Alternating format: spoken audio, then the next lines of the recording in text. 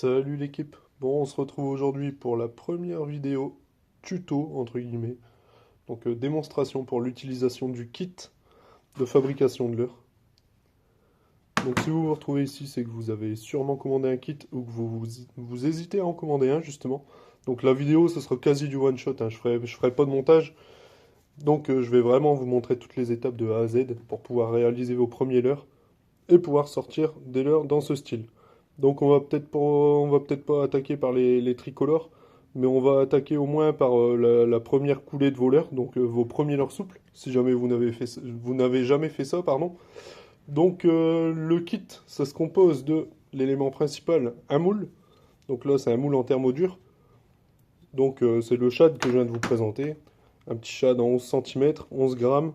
La petite fente texan. Donc les petites écailles, les petits détails qui vont bien. Voilà, avec le petit paddle.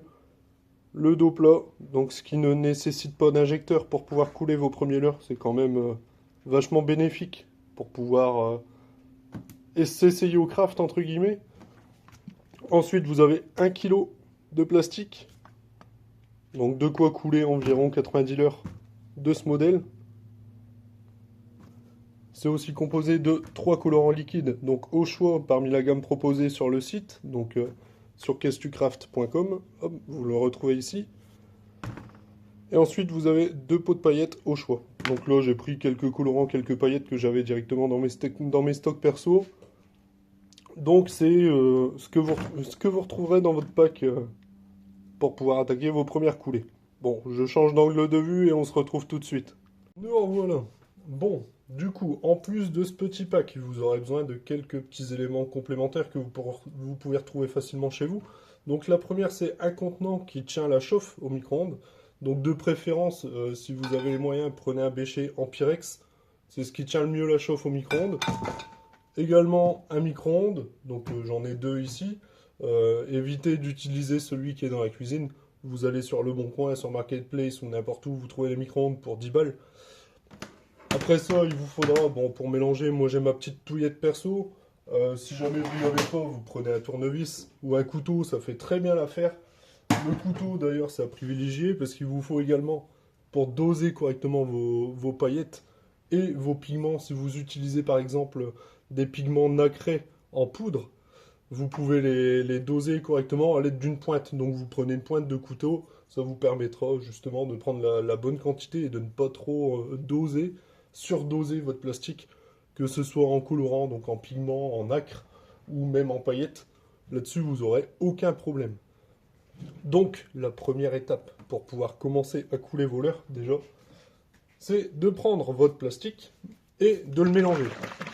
Donc, vous mélangez parce que votre plastique, si vous le laissez stagner trop longtemps, ça va se décomposer. Donc, vous aurez la base de PVC plus tous les additifs qui seront sur le dessus.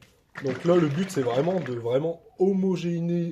homogénéiser tout le plastique pour éviter d'avoir des surchauffes. Donc vous mélangez votre plastique, jusque-là rien de bien compliqué. Vous prenez votre contenant, donc là c'est un petit bocal, hein, c'est les bocaux pour bébé, les bocaux de pâté, de rillettes, ce que vous voulez. Hop, donc là vous prenez votre plastique, vous venez en verser un peu dans un bocal propre. Bon, il a l'air sale, mais c'est uniquement l'étiquette, mais l'intérieur est propre. Donc vous venez couler, vous venez verser tout simplement une petite quantité de plastique. J'insiste bien sur petite quantité, parce que si c'est vos premiers leurres, il y a de grandes chances pour que vous brûlez le plastique. Une fois que c'est fait, si vous avez sous la main une flamme, donc un petit chalumeau, histoire de craquer les bulles, parce que là vous avez quelques bulles d'air qui vont se former à la surface à cause du mélange. Vous venez craquer les quelques bulles d'air, ça vous évitera d'avoir trop de bulles d'air dans le plastique. En théorie, si vous venez les percer juste avant, il n'y a aucun problème. Et donc là, ce que je vais faire, c'est que tout simplement, je vous décale légèrement, comme ça vous aurez peut-être un visu. Ce que je vais faire, c'est que je vais simplement venir chauffer le plastique au micro-ondes. Donc là, je prends mon plastique, on va commencer. Vous voyez, c'est un petit récipient, je vais commencer par 1 minute de chauffe.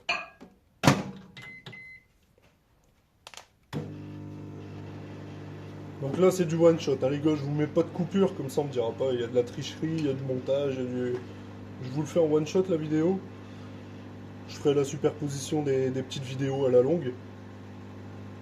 Mais comme ça au moins, si vous êtes en train de couler en même temps que vous regardez la vidéo, vous pouvez revenir, vous avez le temps de chauffer. Donc là, j'ai oublié d'en parler, la puissance des micro-ondes, c'est important aussi. Ici, c'est un 700 ou 800 watts, à côté, c'est un 1100. Donc j'ai tendance à utiliser beaucoup plus le 700-800 que le 1100, parce que le 1100 a tendance à chauffer beaucoup plus fort. Et entre guillemets, ça brusque les molécules de plastique. Donc ça a tendance à surchauffer beaucoup plus rapidement, ce qui est logique. Et en plus de la surchauffe, votre plastique va jaunir, voire brûler. Donc là, pour justement éviter, on va y aller petit à petit, on va chauffer sur le moins puissant, et on va voir ensemble ce que ça donne. Donc, portez des gants, la sécurité quand même. Vous faites ça dans un milieu aéré. Donc là, ici, moi, je suis dans un atelier qui est vachement grand au niveau de la hauteur. Et je fais une petite coupure vidéo, comme ça je retourne la caméra et je vais vous montrer ce que ça donne le plastique. Voilà, donc là on vient de sortir le plastique du micro-ondes. Donc vous voyez, le plastique à la base il était liquide. Donc là on se retrouve sur une forme légèrement pâteuse. Donc le plastique il est actuellement en transition vitreuse. Ça veut dire que les particules de PVC qui sont dans le plastique commencent à fusionner avec la base d'additifs. Donc avec l'assouplissant, les stabilisateurs de chauffe, etc. Je ne vais pas vous faire un cours de chimie, mais grosso modo, c'est ce qui se passe actuellement. Donc là, ce qu'on va faire, c'est qu'on va venir mélanger le plastique. Donc ça va vous faire une pâte. Voilà. Donc ça vous fait une légère pâte. Vous venez mélanger surtout dans le fond. Vous voyez, il y a la base PVC du fond qui n'est pas fondu, donc ça reblanchit le plastique. Donc là, on mélange. Bon, c'est pas évident à une main, mais ça va le faire. Donc vous voyez, ça me fait vraiment une pâte. Donc là, j'ai le plastique qui est en phase de transition. Donc, ce qu'on va faire, c'est qu'on va le remettre à chauffer 30 secondes. Hop.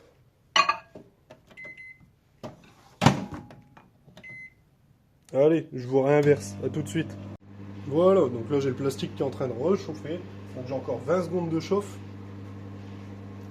Donc là, en attendant, j'ai mon moule. Donc je vais venir choisir colorant paillettes si je veux mixer les deux dans mon leurre. Donc là en l'occurrence on peut partir sur une base orange avec quelques paillettes noires. Comme ça vous verrez un peu ce que ça donne. Vous pouvez également mixer tous les colorants entre eux. Tous les colorants sont miscibles. Les paillettes également. Comme ça au moins vous pouvez créer vos propres coloris.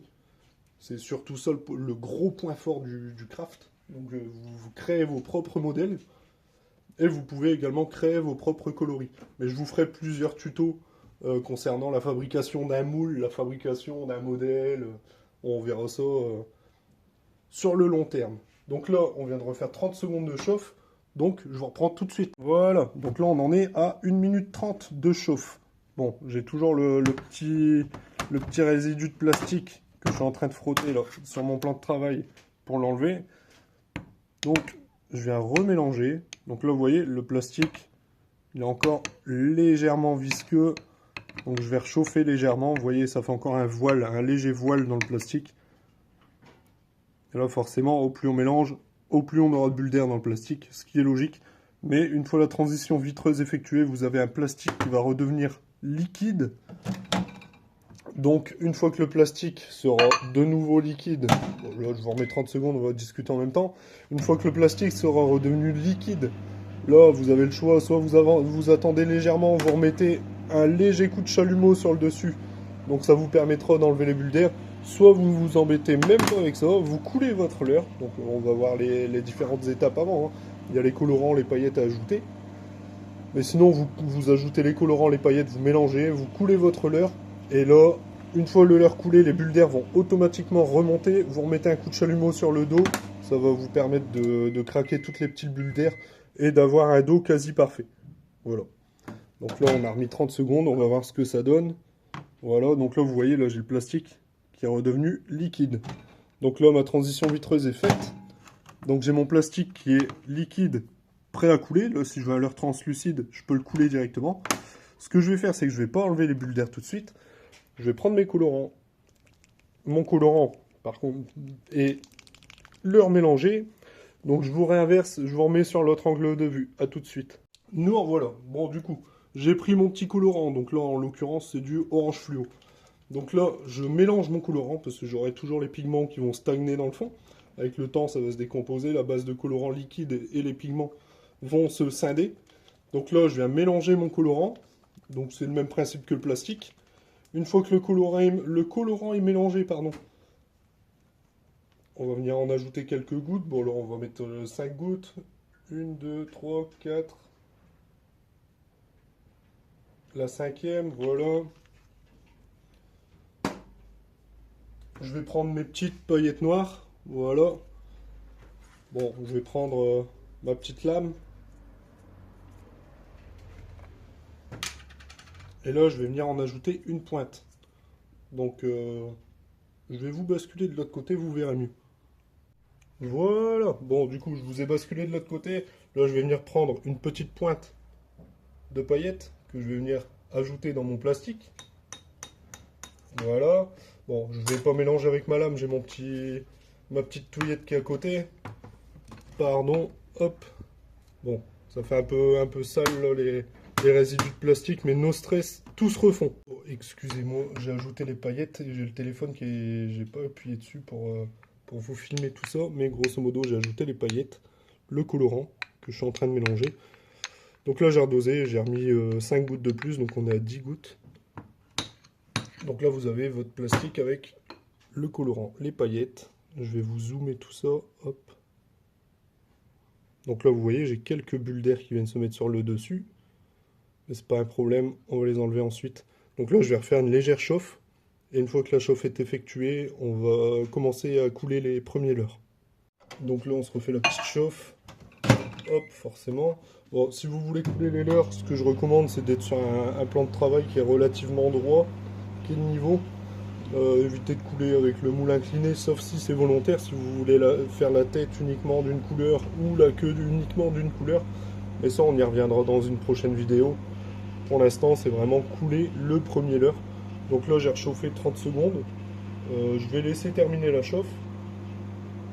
Donc là, je rappelle, hein, le micro-ondes, c'est un 700 ou 800 watts. C'est vraiment le standard, c'est les classiques de ce qu'on retrouve au niveau des micro-ondes. Donc là, une fois que ma chauffe est faite, hop, je vais vous incliner légèrement ici. Voilà, donc là, je vais venir percer les bulles d'air, tout simplement. Hop, donc là, j'ai mon moule qui est ici. Donc, il y en a qui préfèrent couler de la tête à la queue, d'autres qui préfèrent couler de la queue vers la tête. Moi, souvent, ce que je recommande, c'est faites comme vous le sentez le mieux. Le plus chiant à couler étant ici, au niveau du passage vers la caudale, forcément. Donc là, le plus simple, hop, c'est de venir depuis le corps, donc c'est le passage le plus large. Vous coulez, vous laissez monter le niveau, et quand vous voyez que ça se rapproche ici, vous venez passer vers votre caudale, vous remplissez la caudale tout doucement, et vous rebasculez vers le corps, tout simplement. Voilà, donc là j'ai le leurre qui est en train de se remplir entièrement. Voilà, donc là j'ai du plastique partout, de manière homogène. Et pour limiter les petits défauts qui se créeraient avec les bulles d'air, ce que je vais faire, c'est que je vais mettre un petit coup de chalumeau sur le dessus. Tout simplement, et ça c'est valable pour tous les moules ouverts. Donc là, automatiquement, au refroidissement, il y a le plastique qui va vous faire un léger retrait. Donc ici, sur ce moule-là, ce sera principalement au niveau de la queue, comme quasiment tous les moules ouverts. Voilà, donc je remets une petite goutte, histoire de... Je vais réchauffer la petite goutte, ce qui va la remettre en fusion, la lisser avec le reste de la queue. Donc là, je pense que vous allez bien le voir si je vous zoome tout ça. Voilà. Bon, désolé, je suis pas caméraman, les gars, mais je pense que les explications sont claires. Donc là, une fois que c'est fait, la seule chose à faire, c'est d'attendre que le plastique durcisse. Voilà. Donc vous voyez, j'ai un léger retrait au niveau de la queue, ça gêne aucunement la nage du leurre. Donc si vous voulez, vous pouvez rajouter une petite goutte. Voilà, pour compenser le retrait. Si ça déborde au-dessus, c'est pas un problème. Vous prenez les ciseaux ensuite et vous venez couper l'excédent sur le contour du leurre. Voilà. Donc là, je vais laisser durcir. Je vais peut-être pas vous laisser en vidéo parce que ça peut prendre 3-4 minutes. Donc je vais pas vous laisser attendre 3-4 minutes pour rien. Je laisse durcir et je vous reprends directement en vidéo. Voilà, bon, nous revoilà 3 minutes après. Donc, à mon avis, vous avez dû constater un léger changement de la couleur. Ce qui est normal, les couleurs varient légèrement au refroidissement. Et je vous dis 3 minutes, mais il faut savoir qu'actuellement, quand je vous tourne la vidéo, on est au mois de décembre, dans un atelier qui est quasiment pas chauffé, donc il fait relativement frais, en fonction de l'environnement là où vous allez couler, donc un garage, dans une pièce de la maison, un petit atelier. Donc la température ambiante peut varier et peut influer sur le refroidissement du leurre. Donc voilà, donc ici vous êtes venu couler votre premier leurre, donc voilà, donc on voit bien que le leurre a durci sur le dos. Donc pour les démoulages, ce que je recommande, c'est de commencer par la queue. Voilà, donc la queue vient toute seule. Une fois que la queue vient, voilà, vous continuez de démouler en tirant tout doucement. Et voilà. Donc là, vous avez sorti votre premier leurre. Voilà. Donc une fois le leurre coulé, ce que vous pouvez faire, c'est de le plonger légèrement dans l'eau. Donc vous le plongez dans l'eau pendant 10 minutes, le temps de vraiment terminer le refroidissement du leurre. Donc là, pendant 10 minutes, vous le plongez dans l'eau. Et pour le stockage, bon, si vous voulez, vous pouvez pêcher directement avec, mais c'est pas très recommandé. Parce que le plastique utilisé doit respecter le temps de curage, donc qui est de 3 à 4 jours recommandé. Et pour le curage, ce que je vous recommande, c'est de mettre vos leurres sur le dos, donc tout simplement comme ça. Donc vous les posez à plat sur une table, sur un plan de travail, sur du sopalin, ce que vous voulez. Mais il faut vraiment que le leurre soit posé à plat, parce que si vous posez le leurre comme ça, et ben le plastique va tout simplement durcir comme ça, et quand vous allez prendre le leurre, il sera déformé. Donc idem hein, pour les quevriers, c'est la même chose. Le leurre va rester avec la queue déformée. Donc c'est pour ça que je vous recommande, comme là vous avez un dos plat, je vous recommande de les stocker sur le dos pendant le temps de curage. Après, une fois que c'est dans les boîtes de pêche, il n'y a pas de problème. Et donc du coup, pour toutes les petites chutes qui se trouvent, donc les petits débordements de matière qui se trouvent sur le dos, c'est pas bien compliqué. Vous prenez une petite paire de ciseaux, vous suivez le profil du leurre et vous venez les découper. Bon, à force de couler, vous allez gagner en agilité et vous allez justement ne plus déborder. Hop, donc là vous venez couper en suivant le profil du leurre. Voilà, voilà, hop, et voilà. Comme ça vous avez un leurre tout beau tout propre, prêt à pêcher. Si vous le voulez, vous pouvez ajouter les yeux. Donc vous pouvez venir coller les yeux sur le leurre. Vous pouvez mettre de l'attractant dessus. Vous pouvez faire ce que vous voulez avec. Tant que vous prenez plaisir à faire vos leurres et à faire du poisson, tout est bon. Donc du coup, dans les prochaines vidéos, ce qu'on pourra se faire, c'est se faire du multicolore. Donc là, à l'occasion, j'ai essayé de faire un petit tricolore qui rend plutôt pas mal. J'ai également d'autres couleurs qui étaient vraiment propres au niveau du rendu. Donc ça ici c'est un chartreuse mélangé avec du orange fluo. J'ai aussi du noir et du bleu, bon coloris pour pêcher le bar. Ça rend très très bien, le rendu est très beau, très propre. Et tout ça je pourrais vous montrer directement dans une prochaine vidéo. Donc voilà, là pour l'instant le but de celle-ci c'était vraiment de vous montrer comment utiliser le kit. Donc je le rappelle, hein, c'est disponible sur questucraft.com. Vous avez le moule, 3 colorants liquides, 2 pots de paillettes et bien sûr 1 kg de plastique fabriqué en France. Et le kit pour tout ce qui est tarif, etc. Bah, je vous invite à aller faire un petit tour sur le site. Comme ça au moins vous aurez une idée des produits qui sont proposés et c'est vraiment spécialisé pour la fabrication de l'heure. Bon les gars, sur ce, je vous dis à la prochaine. On se retrouve très bientôt pour une prochaine vidéo. Ce sera très sûrement du moulage, donc comment reproduire un moule à l'heure. Donc là, ce sera avec un leurre pris totalement au hasard. on fera entièrement le moule pour pouvoir ensuite couler nos leurres. Donc voilà. Bon les gars, sur ce, je vous dis à la prochaine. Je vous fais des bisous. Ciao!